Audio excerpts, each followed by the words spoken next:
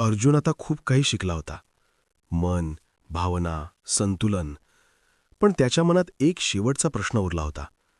तो कृष्णाकडे पाहत म्हणाला, जो माणूस पूर्णपणे स्थिर आहे, जो कधीच हलत नाही, तो नेमका कसा असतो?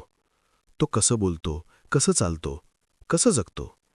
कृष्ण हलकसं हसला, कारण हा प्रश्न खूप मोठा होता.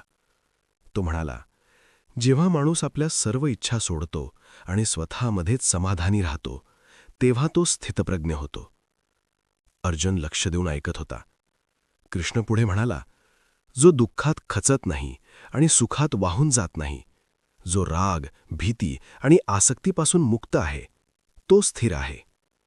क्षणभर शांतता पसरली, कारण हे फक्त ऐकायला छान नव्हतं, हे जगायला कठीण होतं. पण कृष्ण थांबला नाही.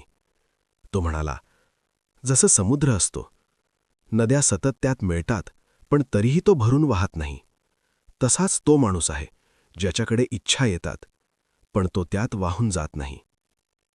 अर्जुन विचारात पडला, कारण हे काहीतरी वेगळंच होतं. हे फक्त शांत राहणं नव्हतं, हे स्थिर राहणं होतं. आपण सगळेच बाहेरच्या गोष्टींनी हलतो. कोणी काही बोललं, आपण दुखावतो. काही चांगलं झालं, आपण खूप खुश होतो. पण स्थितप्रज्ञ माणूस, तो स्थिर असतो. ना जास्त आनंदात हरवतो, ना दुःखात तुटतो.